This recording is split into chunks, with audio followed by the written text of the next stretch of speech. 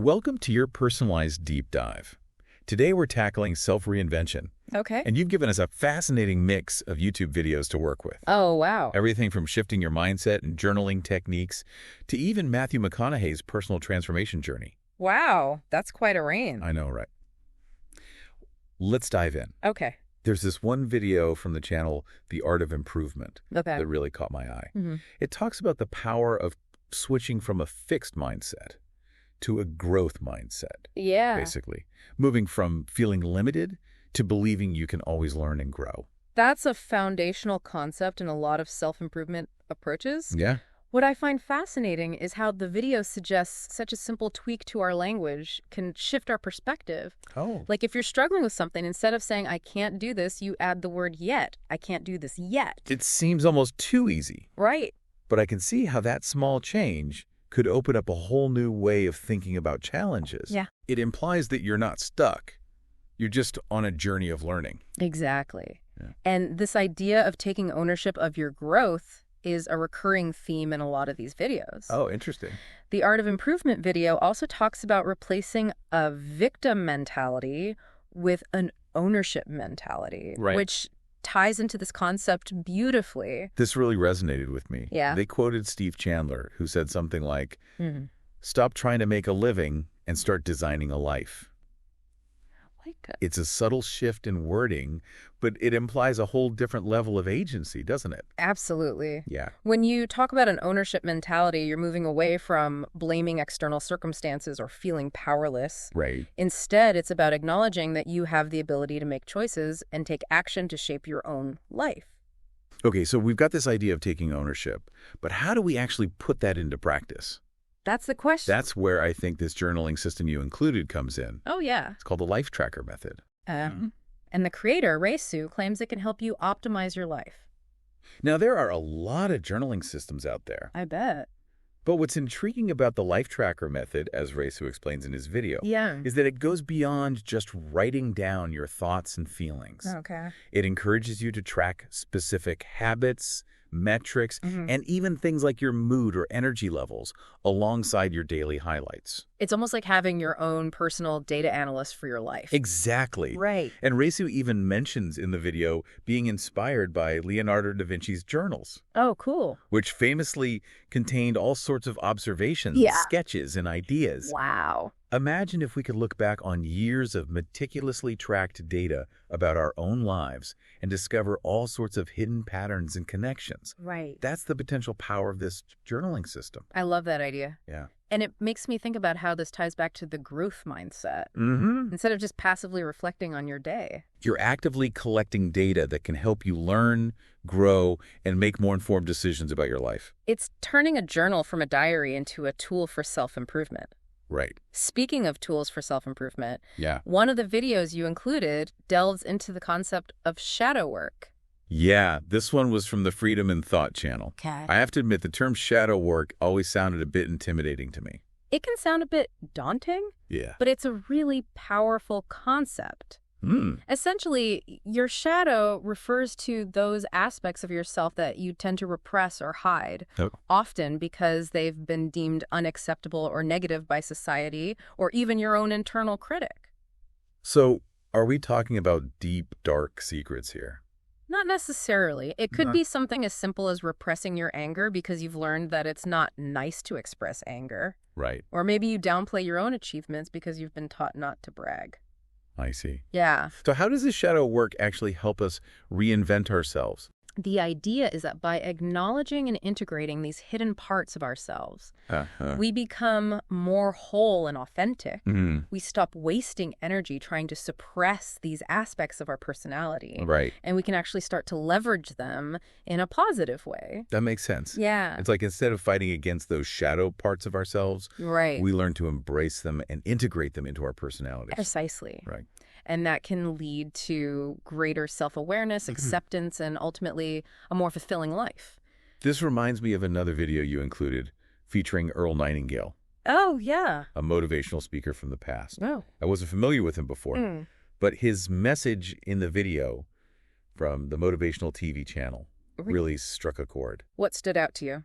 He talked about the importance of paying the price for what we want in life.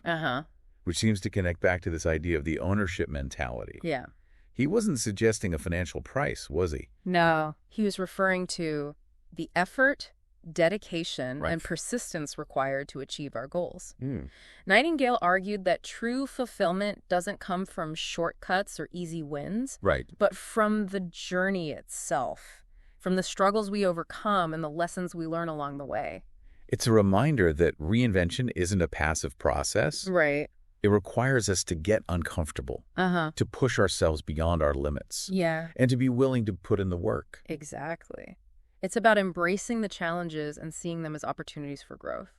Okay, so we've talked about mindset, taking ownership, journaling, shadow work, and paying the price for our dreams. Okay. Now, let's shift gears and talk about Matthew McConaughey. All right. I'm curious to hear your thoughts on his approach to reinvention. You included several videos featuring him. I did. So he must have resonated with you. He did, yeah. I was particularly struck by his interview on the Chris Williamson YouTube channel. He had this really interesting concept of deconstructing success. Tell me more about that. Well, he talked about how most people focus on celebrating their successes. Right. Which is great. Yeah. But he goes a step further. Okay. He encourages analyzing why you've been successful, breaking it down to understand the habits, actions, or mindsets that contributed to those positive outcomes.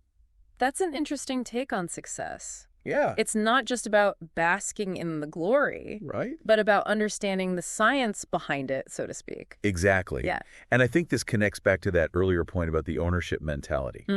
By understanding the factors that contributed to our successes, we can replicate those behaviors in other areas of our lives and create more positive outcomes. Interesting. It's like turning success from a random event into a repeatable formula. I'm starting to see how all these seemingly different approaches to self-reinvention are starting to weave together. It's about taking ownership, understanding your patterns, and actively shaping your life rather than letting it happen to you. Right. Yeah. And McConaughey had another intriguing idea that I wanted to mention. Oh. It's about the power of humor. Okay. Especially in challenging situations. Humor. I wouldn't normally associate that with self-improvement. I know, it seems a bit counterintuitive. Yeah. But he talked about how choosing to find humor in difficult situations can be a powerful tool for shifting your perspective and maintaining a sense of resilience. Interesting. It's not about denying the seriousness of the situation, Right. but about finding a way to lighten the mood and approach the challenge with a different attitude. I can see how that could be helpful. Yeah. Sometimes when we're stressed or overwhelmed, we get stuck in a negative thought loop. Right. Finding a way to laugh at the situation, even if it's just a little chuckle, can help us break free from that negativity and potentially even see new solutions. Exactly. Yeah. And McConaughey emphasized that it's not about being frivolous or avoiding the problem. Right. He believes there's a certain seriousness to comedy. Okay. A way of approaching challenges with both lightness and resolve. This makes me think about the concept of reframing, which we often see in cognitive behavioral therapy. It's about consciously choosing to view a situation from a different perspective. Yeah. And humor can be a great tool for achieving that. You know, as we're talking about this, I'm remembering another theme that emerged from several of the videos you included, the idea of solitude and self-reflection. Ah, yes. Several of the videos touched on this idea of disappearing for a while. Right. Retreating from the world to focus on personal growth. Right. It was from the Feel Real Good channel. Okay. And they made it sound almost mysterious, like going into a secret training montage to become the next best version of yourself. There's definitely an element of intrigue to it. Yeah. It suggests that stepping away from the constant noise and expectations of the world can create space for profound transformation. And then there's the whole reappearing part, which the video also emphasized as being crucial. Yeah. It's almost like there's this delicate balance between retreating for self-discovery and then re-engaging with the world in a way that feels authentic and aligned with your transformed self. It's like going on a vision quest and then returning to share your newfound wisdom with the tribe. I love that analogy. Yeah. It speaks to the idea that reinvention isn't about becoming someone entirely new. It's about uncovering and expressing a more authentic version of yourself, a version that's been there all along. Yeah. Perhaps just hidden beneath layers of conditioning and self-doubt. And sometimes stepping away from the distractions and expectations of the world allows us to shed those layers and connect with that core essence of who we are. Speaking of powerful personal journeys, you included a TEDx talk where Ajia Gregorian shares her experience with reinvention. Oh, yes. She talks about leaving behind a successful career. Wow. And essentially rebuilding her identity in new countries. Her story is a great example of how reinvention can be triggered by external circumstances. Right. But it's the internal work that really drives the transformation. Right. She talked about feeling like she was in a constant state of becoming, never fully belonging to her old life or her new one. Yeah. But even though it was challenging, she also emphasized the richness of that experience. Oh, okay. The chance to discover hidden sides of herself and learn new things. I think a lot of people can relate to that feeling of being in between identities, especially in today's world where change is constant. And we're often encouraged to reinvent ourselves multiple times throughout our lives. And it's reassuring to hear from someone like Gregorian, who navigated that uncertainty and emerged on the other side with a stronger sense of self. Right. She also shared some practical wisdom that resonated with me. What stood out to you? She talked about the importance of letting go of the past, being willing to be a beginner, and relying on your strengths, even when you feel lost or uncertain. Those are all valuable insights that can help anyone on a journey of self-reinvention. Yeah. It's about embracing the unknown with a spirit of curiosity and a willingness to learn. It's funny how this theme of embracing the unknown keeps coming up. Right. It seems like a key ingredient in any successful reinvention. Absolutely. Yeah. It's about stepping outside of our comfort zones and trusting that even if we stumble or make mistakes, we'll ultimately find our way. There are a couple of videos you included that I'm really curious to discuss. Oh, yeah. They both tackle the concepts of self-love and selfishness. Okay. But from very different angles. Those are loaded terms, aren't they? No, right.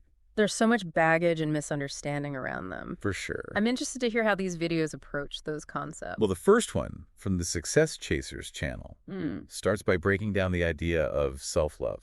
They argue that it's not about being arrogant or narcissistic, right, but about understanding and meeting your own needs, whether they're physical, emotional, or psychological. Makes sense. It's about recognizing your self-worth and treating yourself with kindness and respect. That makes sense. Right. It's about recognizing that you deserve to be treated well, not just by others, but also by yourself. And they make a really important distinction between what they call healthy selfishness and the kind of selfishness that disregards the needs of others.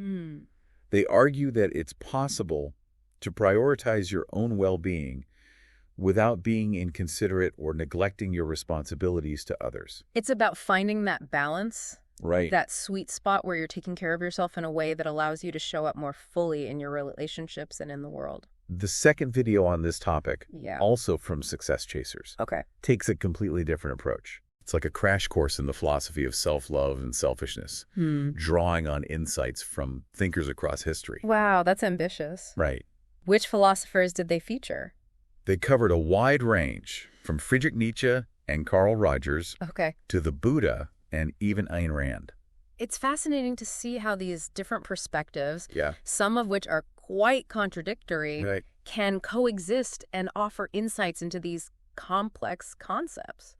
They highlighted how Carl Rogers, the humanistic psychologist, emphasized unconditional positive regard, basically, accepting and loving ourselves even when we make mistakes. This circles back to the growth mindset idea. Right. If you believe you're inherently worthy of love and acceptance, you're more likely to embrace challenges and see failures as opportunities for learning.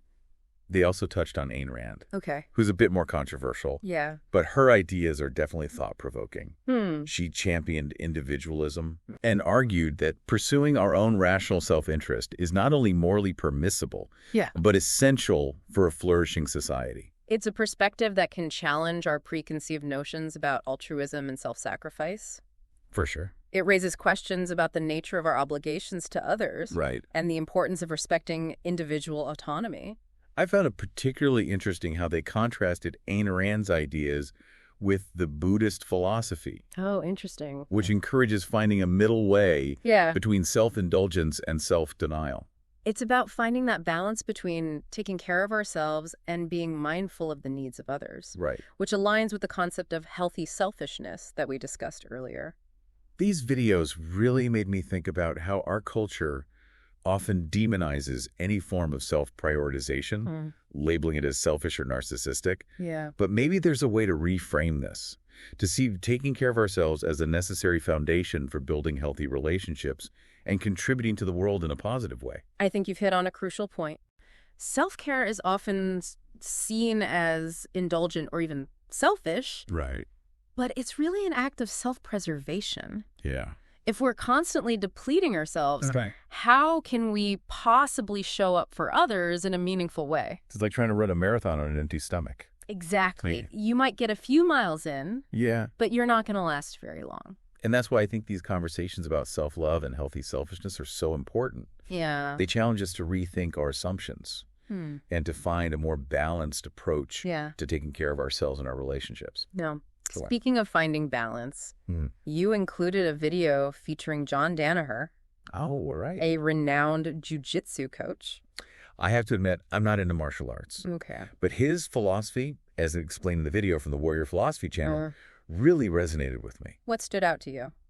Well, he talked about how true confidence comes. Yeah. Not from positive or visualizations, but from the tangible progress we make in developing our skills and abilities. Right. He used the example of a fighter who's afraid to lose. Yeah. So they only practice a few moves. Right. I remember that analogy. Yeah.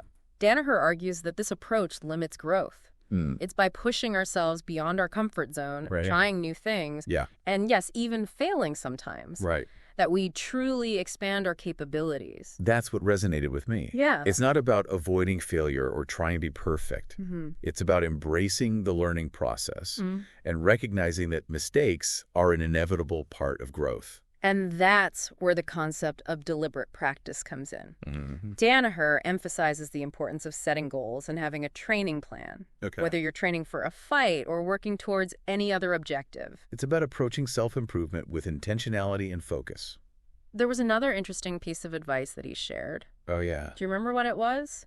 He encourages his students to spend most of their time training with people who are less skilled than them. That seems counterintuitive. I know, right? Wouldn't you want to constantly challenge yourself against the best? That's what I thought, too. Right. But his rationale is that by training with people who are still developing their skills, you have more freedom to experiment with new techniques and build confidence without the pressure of constantly facing superior opponents. It's like giving yourself permission to play and explore without the fear of judgment or failure. Yes. It creates a safer space for learning and experimentation. Exactly. Yeah. And I think that's something we could all benefit from, regardless of what we're trying to achieve. Right. Sometimes we need to give ourselves permission to be beginners again, to stumble and make mistakes without beating ourselves up about it. It's about cultivating a growth mindset, which we talked about earlier. It's about seeing challenges as opportunities for learning and seeing ourselves as works in progress. And I loved Danaher's concept of living a story-worthy life, which he talked about towards the end of the video. Okay. It's about seeking out experiences that are meaningful and memorable. Right. Pushing beyond the ordinary and creating a life that is rich with adventure and personal growth. That's a beautiful way to frame it. I thought so too. It's not just about achieving success or accumulating material possessions, but about creating a life that feels rich and fulfilling on a deeper level. It's about living a life that you'll be proud to tell stories about, a life that reflects your values and your unique journey. I think this ties back to the idea of authenticity that we've been circling around throughout this conversation. It does. Yeah. It's about creating a life that feels true to yourself, a life that you're excited to wake up to each day. And sometimes that means stepping outside of our comfort zones, taking risks, and embracing the unknown. It's about choosing to be the author of our own stories, rather than letting life write them for us. You know, it's interesting how we've been talking about self-reinvention as this internal process of shifting mindsets and developing new skills. It's mostly about inner work. Right. But there's got to be an external side to it, too. Yeah. Like, how does all this internal transformation actually manifest in our lives? Yeah. How do we show up differently in the world? That's a great question. Yeah. And it reminds me of this video you shared from the Ronald L. Banks channel. He talks about the New Year, New Me trap. Okay. Where we set these big goals for self-improvement. Right. But get bogged down by all the stuff, both literally and figuratively, that we're holding on to. Oh, yeah, I remember that one. Yeah. He's basically saying we can't transform if we're weighed down by clutter. Exactly. Yeah. He uses a really vivid analogy. Oh. Imagine a train trying to navigate a sharp turn while carrying a heavy load. Okay. It's likely to derail. He argues that the same thing can happen to us when we're trying to make significant life changes. Right. We need to lighten our load to gain momentum. So it's not just about cleaning out our closets. We need to declutter our mental and emotional baggage, too. Absolutely. He talks about getting rid of negative thoughts, limiting beliefs, and even relationships that are no longer serving us. Wow. It's about creating space for something new to emerge. So we've decluttered and created some space. Yeah. What's the next step in this external transformation process? He emphasizes the importance of identifying our core values. Okay. Not just the things we say we value, but the guiding principles that actually shape our decisions and actions. I'm starting to see how this all connects. Yeah. If we're not clear on our values, it's easy to get swept up in other people's expectations or societal pressures. Right. We end up living a life that's not truly aligned with who we are. Right. And without a strong sense of our own values, it's hard to make those tough choices that inevitably come up on the path to reinvention. Knowing our values is like having a compass that keeps us on course, even when the journey gets stormy. This reminds me of something Aja Grigorian talked about in her TEDx talk. Yeah. She emphasized relying on her strengths during her reinvention journey. It's a similar idea, isn't it? It is, yeah. Recognizing our strengths is about understanding what we bring to the table, what we're naturally good at. Yeah. It's about leveraging those abilities to create a life that feels both meaningful and fulfilling. And I love how you phrased it earlier. Yeah. It's not just about personal satisfaction. Right. It's also about contributing to the world in a way that feels authentic and aligned with our unique gifts. Yes. It's like finding that sweet spot where our passions and talents intersect with the needs of the world. I think that's a beautiful aspiration. Yeah. And speaking of aspirations, one thing that stood out to me in the Ronald L. Banks video was his warning against the dangers of self-judgment. Oh, yeah. He talks about how that inner critic can be a real dream killer. We get so caught up in our own perceived flaws and shortcomings that we never even give ourselves a chance to try. He encourages us to challenge those negative thoughts and ask ourselves, is this judgment based on facts or simply on limiting beliefs that I've internalized? It's like holding those thoughts up to a mirror and seeing if they hold up under scrutiny. Exactly. And his final piece of advice, which I thought was particularly powerful, was to break up with fear. It sounds traumatic, but it makes sense. Fear can be so paralyzing, especially when we're trying to step outside of our comfort zones and do something new. He argues that fear is often just a mental construct that we've allowed to control us. Right. It's not necessarily based in reality. So it's about recognizing those fears. Yeah. Acknowledging them, but not letting them dictate our choices. Exactly. It's about choosing courage over comfort, even when it feels scary. So we've decluttered. Yeah. Identified our values, recognized our strengths, challenged our self-judgment. Great. And broken up with fear. Okay. Whew, that's a lot of work. That is a lot. What's next? Well, I think that brings us to the crucial moment of reappearing. Oh, interesting. It's like the culmination of all this internal and external work. It's like emerging from the cocoon, right? Yeah. Yeah. But instead of a butterfly, it's a transformed version of ourselves. I love that metaphor. Yeah. And I think the Feel Real Good video, which we discussed earlier, offered some valuable insights about this reappearing phase. They emphasize the importance of authenticity, right? Yes. Not trying to be someone we're not. Right. But simply expressing the changes that have happened naturally through this process of self-reinvention. Exactly. They argued that if we've truly done the work, this reappearance won't be about seeking a validation or attention. Right. It will simply be a reflection of who we've become. It's like the transformation has become so integrated that it's no longer something we need to announce or prove. It just, I think that's a really powerful image of what's possible when we commit to the process of self-reinvention. Yeah. It's not about putting on a mask or pretending to be someone we're not. Right. It's about shedding the layers that have been obscuring our true selves and allowing that authenticity to shine through. Okay, so we've talked about this shift in how we show up in the world. Yeah. But what about the role of other people in our reinvention journey?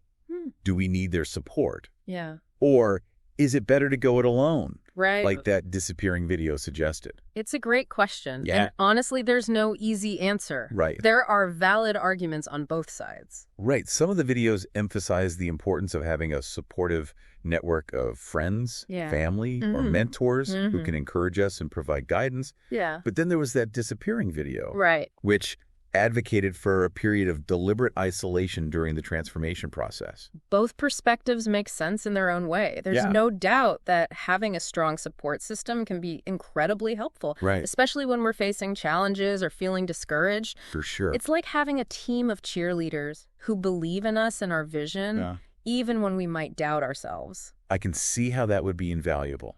Yeah. But I also understand the appeal of solitude, of creating that space where we can disconnect from the noise of the world and really connect with our own inner wisdom. Yeah. It's like retreating to a sanctuary where we can process our experiences and make sense of our own journey without the pressure of external opinions or expectations. Exactly. And I think the key might be finding that delicate balance between seeking support from others when we need it, Right. and also honoring our need for solitude and self-reflection. Yeah. It's about knowing when to reach out for a helping hand and when to trust our own inner compass. This makes me think about how not everyone is going to be supportive of our reinvention journey. That's true. We might encounter resistance or judgment from people who are uncomfortable with change. Oh, yeah. Either in themselves or in others. It's like that saying, crabs in a bucket. As soon as one crab tries to climb out, the others try to pull it back down. It's a natural human tendency to resist change, both in ourselves and in others. Yeah. But that doesn't mean we have to let those fears and insecurities dictate our choices. So how do we deal with those situations? How do we navigate relationships with people who aren't supportive of our journey? I think it starts with recognizing that not everyone has to understand or agree with our choices. It's about setting boundaries and being selective about who we share our journey with. And sometimes that might mean creating some distance from people who are not supportive of our growth. Right. It's not about being unkind or cutting people out of our lives. Yeah. But it's about prioritizing our own well-being and surrounding ourselves with people who empower us to be our best selves. And I think it's also about recognizing that self-reinvention is not a selfish act, but an act of self-love that ultimately allows us to show up more fully in the world and in our relationships. Okay, so we've talked about the internal and external aspects of self-reinvention. Yeah. The importance of finding balance and the role of other people in our journeys. Is there anything else we can glean from these sources? I think it's important to acknowledge that sometimes reinvention is not a choice, but a necessity. You're talking about those life events that force us to reevaluate our priorities and make significant changes. Right, exactly. Aja Grigorian's TEDx talk, which we touched on earlier, is a great example of this. Right. She didn't choose to leave behind her successful career and start over in a new country. Right. Life circumstances forced her hand. But she ultimately embraced that challenge and used it as an opportunity for growth and self-discovery. She talked about feeling lost and uncertain, but she also emphasized the richness of that experience, the chance to explore different aspects of herself and develop new skills and perspectives. Her story highlights the transformative power of adversity. Right. It's often in those moments when our familiar world is shaken up that we are forced to confront our limiting beliefs and discover hidden strengths and resilience we didn't know we possessed. I love how she reframed that gap on her resume. Yeah. Which initially felt like a source of shame. Right. She came to see it as a gift, a period of time that allowed her to step off the treadmill of her old life and explore new possibilities. It's a powerful reminder that sometimes the things we perceive as setbacks or failures can actually be catalysts for profound growth and transformation. Yeah. For sure. She talked about embracing the discomfort of being a beginner, as stepping outside of her comfort zone and trying new things, even if it meant feeling awkward or incompetent at times. That's a crucial mindset shift for anyone seeking to reinvent themselves. It's about letting go of the need to be perfect or to have all the answers, and embracing the messy, unpredictable process of learning and growth. It's like giving ourselves permission to be students again, to approach new experiences with a sense of curiosity and a willingness to learn from our mistakes. I remember how she also talked about the importance of finding meaning and purpose in her everyday experiences. Whether it was through volunteering, pursuing creative projects, or simply connecting with people from different cultures. She seemed to be saying that reinvention is not just about achieving some grand goal or reaching a specific destination, but about finding fulfillment in the journey itself. And that's where the concept of living a story-worthy life comes in, which John Danaher talked about.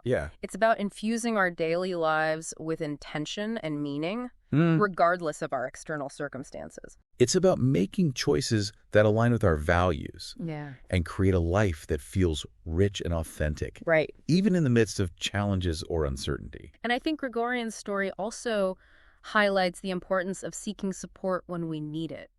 She emphasized the importance of not being afraid to ask for help, recognizing that we don't have to go through this process alone. And it's not just about practical support. It's also about surrounding ourselves with people who believe in us and our vision, who can offer encouragement and remind us of our strengths when we're doubting ourselves. It's about building a community of support that can help us navigate the inevitable ups and downs of the reinvention journey. You know, as we're talking about all this, I'm struck by how the concept of self-reinvention itself has evolved over time. What do you mean? Well, in the past, it might have been seen as a more drastic measure. A complete overhaul of one's identity. Like running away to join the circus. Or changing your name and moving to a new city. It was like this dramatic, once-in-a-lifetime event. But now it seems like reinvention has become more of an ongoing process. An integral part of navigating a world that is constantly changing. That's a great observation. It's almost like reinvention has become less about escaping who we are.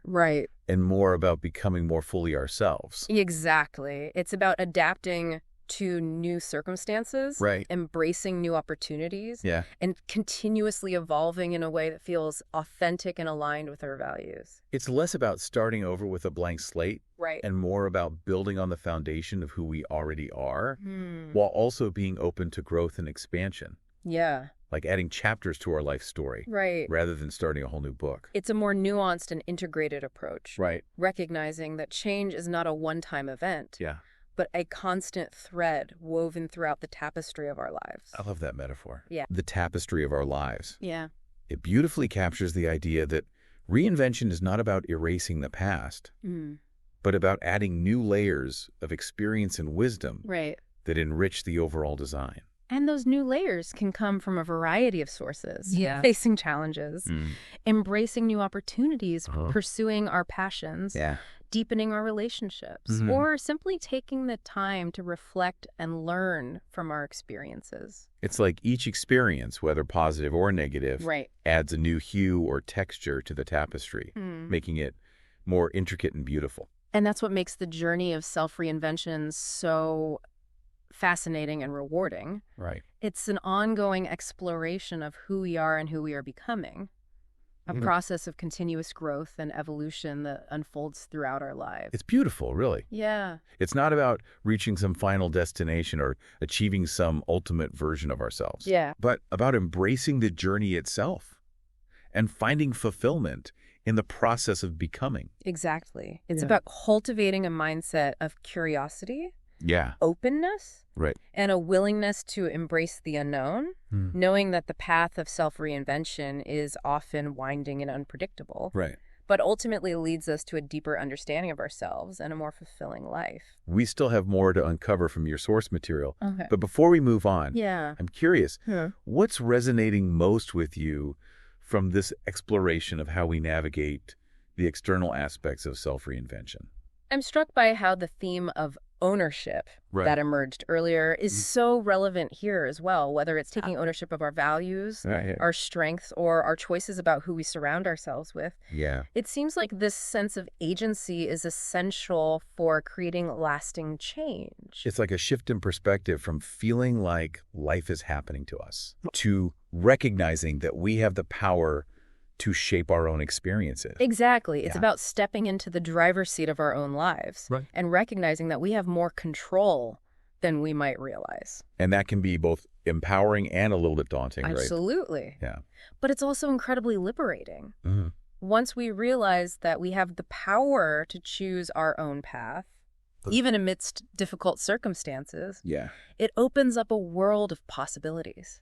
And I think the other theme that's really coming through is the importance of finding balance. Yes. Whether it's between seeking support and honoring our need for solitude, or between pushing ourselves beyond our comfort zones and allowing ourselves time for rest and reflection. Yeah. It seems like reinvention is not about extremes, but about finding a sustainable path that allows us to thrive. I'm seeing that theme of balance play out in my own life. Really? It's like a constant dance between pushing forward and letting go. Between effort and surrender. It's a dance we're all learning, I think. I think so, too. Yeah. And the more we practice, the more graceful we become.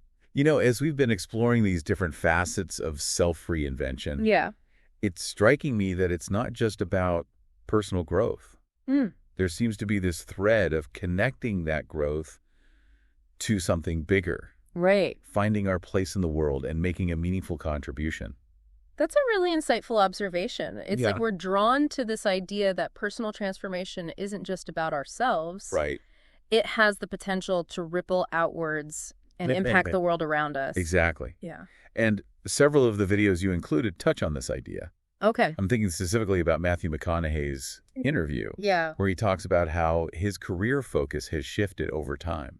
He seems to have moved beyond chasing fame and fortune. And is now more interested in projects that align with his values and allow him to make a difference. It's like he's reached a point where it's not just about personal success, but about using his platform to inspire others and contribute to something bigger than himself. And that shift seems to have brought him a deeper sense of purpose and fulfillment, which is really inspiring to see. Absolutely. Yeah. And then there were those 2 videos from Success Chasers that explore the relationship between self-love and healthy selfishness. Oh, right. They really dove into the philosophical underpinnings of this idea. Those were fascinating. Yeah. It's amazing how they wove together the perspectives of thinkers from different eras and disciplines. I know, right? Friedrich Nietzsche, Carl Rogers, Ayn Rand, even the Buddha. What struck me was how these seemingly contradictory philosophies ultimately converged on a similar idea. Oh. Taking care of ourselves isn't just essential for personal well-being. It actually enables us to contribute more effectively to the world around us. It makes sense when you think about it. You can't pour from an empty cup, as the saying goes, if we're depleted and running on fumes. We simply don't have the energy or resources to give back in a meaningful way. I loved how they brought in Carl Rogers' concept of unconditional positive regard, that foundation of self-love and acceptance that allows us to connect authentically with others. Rogers believed that without that inner sense of worthiness, it's difficult to form healthy relationships or make a truly positive impact on other people's lives. And even Ayn Rand's philosophy of objectivism, which can be a bit controversial, it can, touches on this idea in a different way. How so? Rand championed rational self-interest, which some might interpret as selfish. But I think she was getting at the idea that we can't truly help others unless we're also taking care of ourselves and living in alignment with our own values. It's like the oxygen mask on an airplane. You have to put your own mask on first before you can assist anyone else. That's a great analogy. And it reminds me of the Buddhist philosophy of the middle way, which those videos also touched on. It's about finding that balance between self-indulgence and self-denial, right? Not neglecting our own needs, but also being mindful of the needs of others. And I think that's the key takeaway from all of this. Finding that sweet spot where self-care and service to others aren't mutually exclusive, but rather complementary forces that enhance our overall well-being and empower us to make a more meaningful contribution to the world. It seems like there's this misconception that self-reinvention is inherently selfish. But these videos suggest that it can actually be a powerful force for good. Absolutely. Yeah. It's about recognizing that personal transformation isn't just about improving our own lives. Right. It's about becoming catalysts for positive change in the world around us. It's like that ripple effect we see in nature. When a stone is dropped in a pond, the waves expand outward, impacting everything in their path. Similarly, as we grow and evolve, our positive energy radiates outwards, potentially inspiring and empowering others to embark on their own journeys of transformation. It's a beautiful image. Yeah. And it speaks to the interconnectedness of all things. Our personal growth is never truly isolated. Right. It has the potential to influence our families, our communities, and even the world at large. So, as we wrap up this deep dive into the world of self-reinvention, what are the most valuable gems we've unearthed? Right. What can our listener take away from all this? For me, it's the reminder that reinvention is an ongoing process, not a one-time event. Right. It's about embracing the constant ebb and flow of life, being open to new experiences, and continuously learning and evolving. I wholeheartedly agree. And it's about recognizing that we have more agency than we might realize. We have the power to shape our own experiences, choose our responses, and to create a life that reflects our deepest values and aspirations. And perhaps most importantly, it's about finding that balance between taking care of ourselves and contributing to the world around us. Right. It's about recognizing that these two pursuits are not mutually exclusive, but rather essential ingredients for a fulfilling and meaningful life. So, to our listener, as you embark on your own unique path of self-discovery and transformation, remember, trust your intuition. Right. Embrace the unknown.